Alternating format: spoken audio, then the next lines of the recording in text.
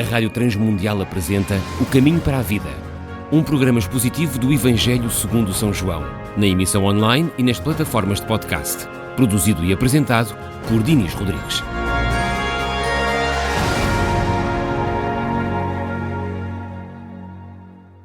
Bem-vindo ao nosso encontro. Senti a sua falta durante este tempo e estive a pensar em coisas muito interessantes para falar consigo hoje. Claro, sempre dentro do Evangelho de João, ainda no capítulo 1, ainda dentro do prólogo. Bem, nós já lemos os versículos e pensámos os versículos 1, 2, 3, 4, 5 e 9. Então saltámos o 6, o 7 e o 8. Ok, vou dar aqui o nome. Isto é uma interrupção. Vamos ler os versículos da interrupção. Houve um homem enviado de Deus, cujo nome era João. Este veio para testemunho, para que testificasse da luz, para que todos crescem por ele. Não era ele a luz, mas veio para que testificasse da luz. No meio do texto, em que o evangelista João, e a partir de agora temos que ter muito cuidado e fazer sempre aqui a diferença, em que o evangelista João está a apresentar o verbo e ainda não acabou, vai continuar a apresentá-lo, então ele mete assim agora aqui umas coisas, isto é, ele introduz um novo personagem. Vamos procurar dizer de outra maneira. Ele salta para fora do tempo e do espaço. Isto é, ele salta para fora da eternidade de onde ele vem, porque o verbo move-se na eternidade. E de repente diz, e houve um homem. Então, este prólogo que é passado fora do tempo, de repente tem uma interrupção em que parece que se abre um monitor ao lado e que entra um spot. É um spot. É um pequeno anúncio que aparece no meio do relato. E ele diz, houve um homem que apareceu, e esse homem foi enviado por Deus, chamado João. Depois vai ficar conhecido como João Batista. Isto não faz aqui sentido, pensamos nós. Porque ele está a pôr um personagem novo no meio da história. Se fosse hoje, poderíamos dizer que João estava com sentido de marketing. Isto é como a publicidade que aparece no meio de um programa de televisão. Não aquela publicidade a dizer compre isto, compre aquilo, não. Mas aquela que diz mais logo vamos passar uma entrevista. Mais logo vamos ter outro programa. Quando este terminar vamos ter aquilo. E nós ficamos já na expectativa do que vai acontecer. Se fosse hoje, então era isso mesmo. No meio do programa que João está a ter, ele faz um intervalo para dizer, olha, depois disto nós vamos falar de outra coisa. E naquela altura, o marketing não era ainda o mais avançado. Ainda que parece que ele existia.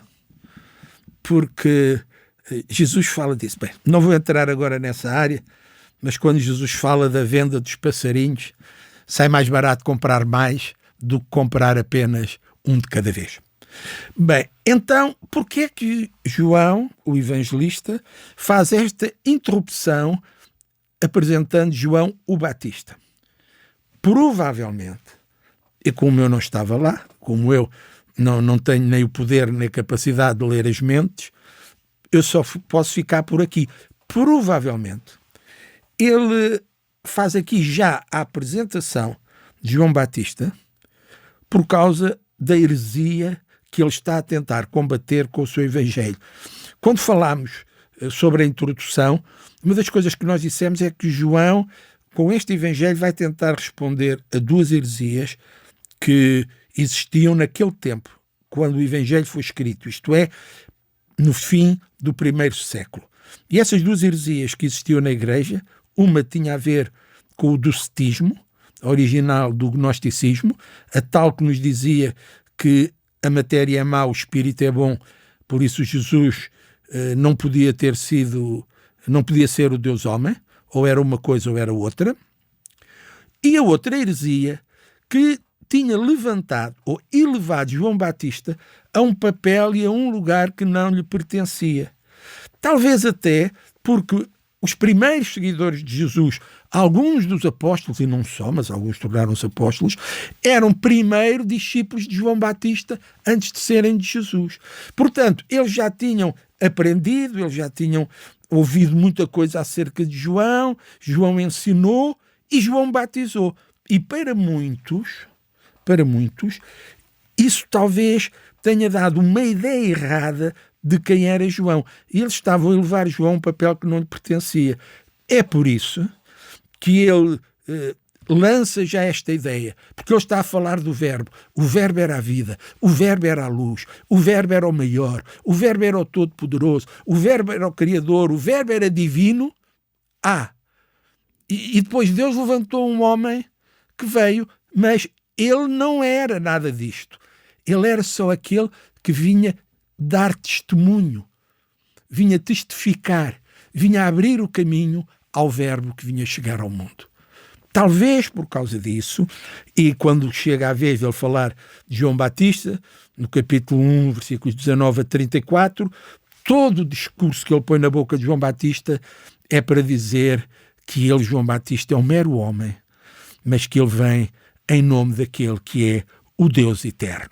E quando chegar a essa altura, muito bem, vamos falar de João Batista. Agora, o texto que temos aqui são os versículos 9 a 14, que diz assim, e agora o verbo, ele estava no mundo e o mundo foi feito por ele, e o mundo não o conheceu, versículo 10. Versículo 11, veio para o que era seu e os seus não o receberam. Versículo 12, mas a todos quantos o receberam, deu-lhes o poder de serem feitos filhos de Deus aos que creem no seu nome, os quais não nasceram do sangue, nem da vontade da carne, nem da vontade do varão, mas de Deus. E o Verbo se fez carne e habitou entre nós, e vimos a sua glória, como a glória do unigênito do Pai, cheio de graça e de verdade. E num momento, num instante, ele passa de uma eternidade passada ao presente, ao dia de hoje e agora. E ele começa a dizer o que é que hoje, agora, aconteceu com esse Verbo, com esse Jesus que veio lá da antiguidade tão passada. Muito bem, ele vai dizer que ele veio, mas foi rejeitado. E nós pensamos o quê? Então, aquele que é chamado o amado das nações, o desejado das nações, aquele que vem trazer a resposta ao plano, a solução de Deus para o único problema que o homem não pode resolver, que é o problema do pecado, e ele é rejeitado. E então, João começa aqui a mostrar, a explicar o porquê da vinda de Jesus. O pecado original afastou a humanidade de Deus. Se formos depois ver, por exemplo, em Romanos 3, nós percebemos que em Romanos 3, São Paulo diz que todos os homens se tornaram pecadores, trazendo os efeitos do pecado original, fazendo-os passar por toda a humanidade. Todos nós hoje somos responsáveis por esse pecado original. Paulo diz, Romanos 3, 10 a 12, como está escrito, não há um justo, nem um sequer, não há ninguém que entenda, não há ninguém que busque a Deus, todos se extraviaram e juntamente se fizeram inúteis. Não há quem faça o bem, não há nenhum só. Reparem tudo isto que aqui é dito. Não há um só que faça o bem, não há um só que possa chegar-se a Deus e ter comunhão com Deus. Então, por causa desse pecado que afastou o homem da comunhão com Deus, a luz de Deus deixou de estar a brilhar como brilhava antes sobre os homens. Então, a luz, neste caso no mundo e nos homens pecadores, foi substituída pelas trevas, e o homem, ao ser cego espiritualmente, ele não percebe a verdade e a realidade espiritual, e ele é dominado pelo príncipe das trevas, por Satanás. João 3,19, quando fala da condenação que Deus dá ao mundo, diz que a condenação, essa condenação é esta. E repare o que está dito, que a luz veio ao mundo, não é? Mas os homens amaram mais as trevas do que a luz, porque as suas obras eram más. E 1 João 5,19 diz: sabemos que somos de Deus e todo o mundo está no maligno. Quando o mundo está no maligno, quando o mundo está sujeito a Satanás, e está sujeito a Satanás porque a palavra diz de uma maneira muito clara que de quem alguém é vencido se torna servo, e porque o homem foi enganado e vencido pelo diabo, ele tornou-se servo de Satanás. Perdeu a ligação, perdeu a comunhão com Deus. Satanás é trevas e o homem vive em trevas espirituais. Então, o que é que o Verbo veio fazer? Versículo 12. De mera criatura, de criaturas cegas, separadas e longe de Deus, ele vem dar-lhes o poder, o direito. E este é um poder, um direito, que quer dizer, é dado irrevogavelmente. O versículo diz: mas a todos quando receberam, deu-lhes o direito irrevogável de serem feitos filhos de Deus, aos que creem no seu nome. E temos já aqui uma antecipação da doutrina da expiação. Jesus veio para fazer o que nenhum homem podia fazer: o acesso à salvação, à reconciliação. Tudo isto só o temos através de Jesus. Mas tudo isto começa agora a mover-se no campo do sobrenatural e no campo dos milagres. E sabe, eu gosto de mencionar isto porque vejo muitos cristãos hoje espalhados em muitos lugares do mundo, em igrejas, até igrejas daquelas que nós dizemos: é uma igreja boa, é uma igreja confiável, é uma igreja bíblica, mas que vivem vidas tão pobres, tão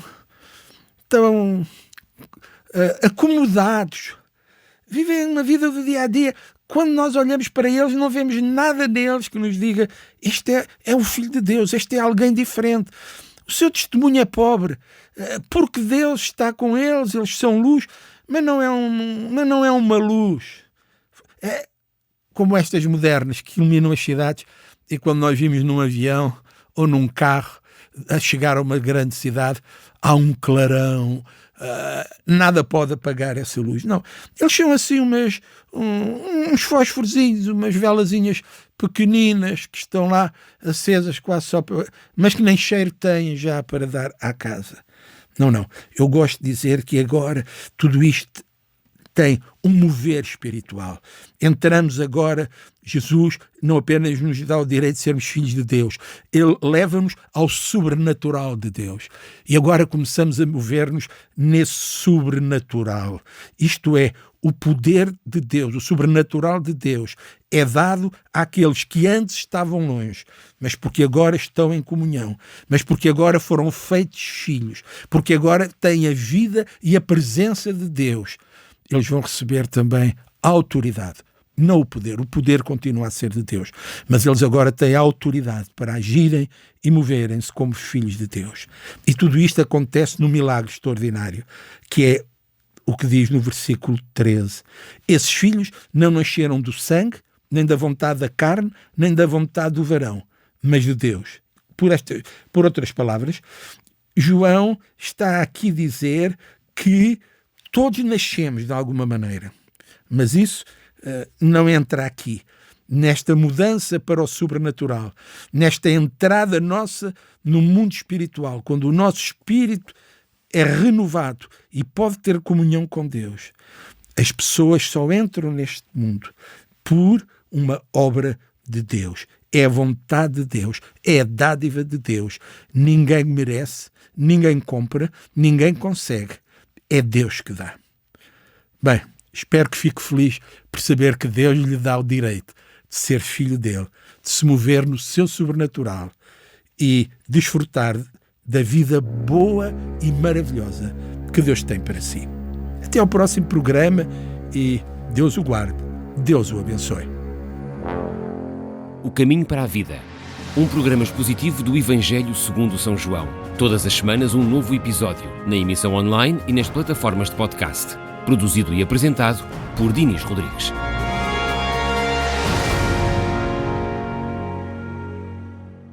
RTM. Conhece todos os nossos programas em rtmportugal.org.